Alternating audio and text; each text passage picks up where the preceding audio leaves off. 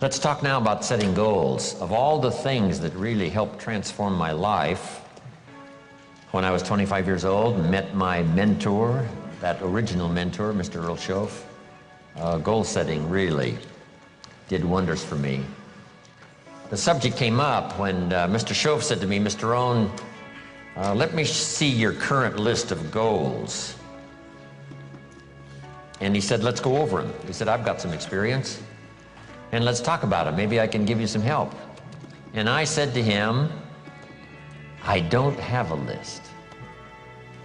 He said, "Wow. If you don't have a list of your goals," he said, "I can probably guess your bank account within a few $100s, which he did. And that got my attention. So here was my response. "You mean to tell me if I had a list of my goals, it would make a difference in my bank account?" He said, "A drastic difference." So that got my attention. I thought, well, I've got to learn how to set goals. And when I learned it, it changed my life forever. Now I've been teaching it now all these years, trying to help people get a better vision of the future. Okay, so make this note. The future's where we're going. You know, the past is where we've been, present is where we are, and the future is where we're going.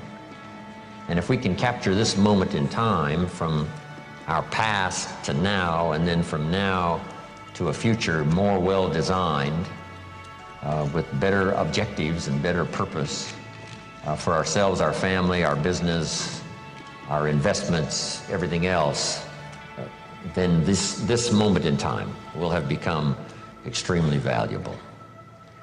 So let me give you first what really affects us all.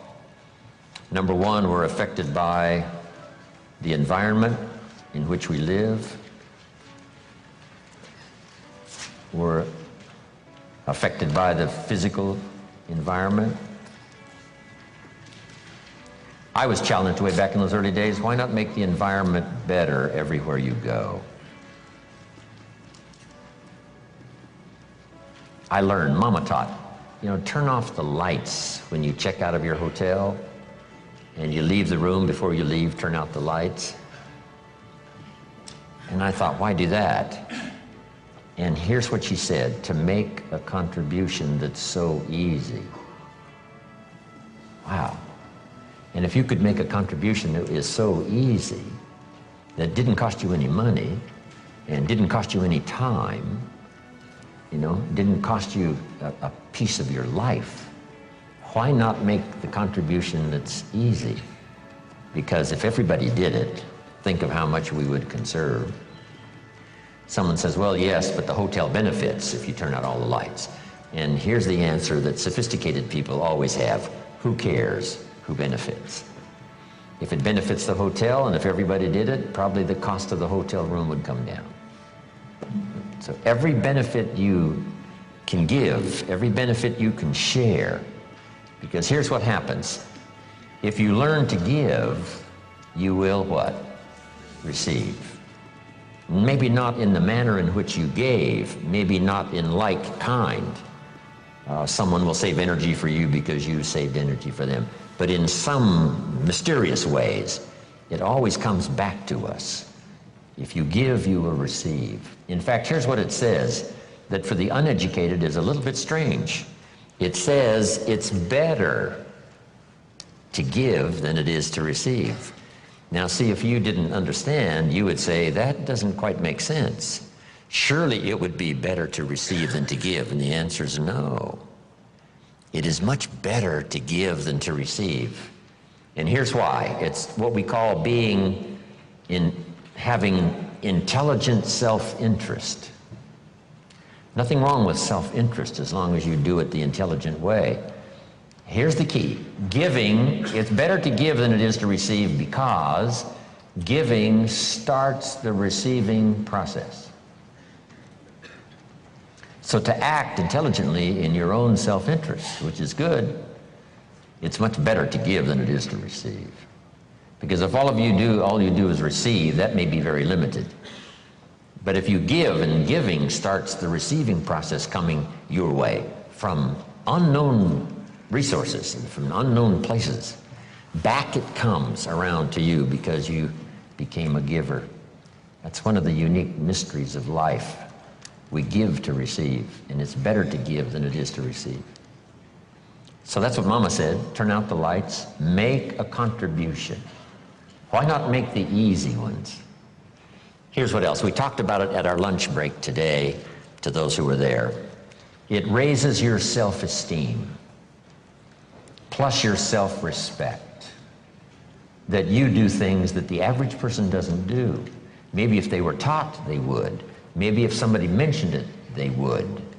But it's easy for most everybody to just go on their way, and if they're not interrupted by a good idea that says, hey, it's so easy to make a contribution, this one would be easy.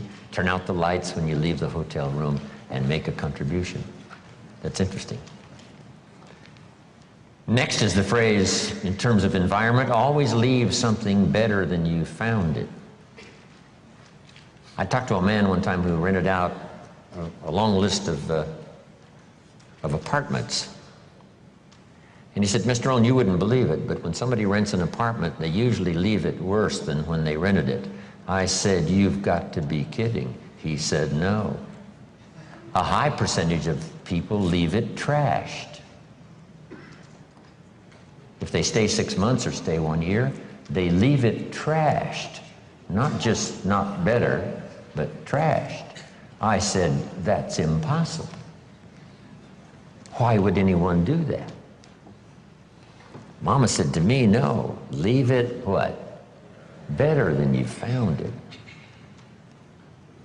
See, that's just a commitment to your own self-esteem. And why not do it if it makes a contribution to your self-esteem? It's called intelligent self-interest. Intelligent self-interest. Self-interest says, I wish to be ruler over many. And intelligent self-interest says, I understand how to do that. Be faithful when the amounts are small. If you'll take care of the few, we will someday give you a position of very high importance over many. But if you don't be disciplined when the amounts are small, why would we trust you when the amounts are large? Brian mentioned that earlier. Why would life give you a fortune to manage if you couldn't manage the gifts of a few? Interesting philosophy to consider, okay? Your own self-interest. Leave the contribution. I'm even aware of it when I leave a restaurant and I get me a toothpick, right? And you take off the little cellophane off the toothpick. It's easy to throw it by the cash register, right, or somewhere where it looks like other people have done the same. Mama said, put it in your pocket. Somebody says, wow, a little piece of cellophane, what difference does it make? It doesn't make that much difference, only in your self-respect. Take your trash home and deposit it. How much does it cost to clean up the trash on the highways in America? Mega millions.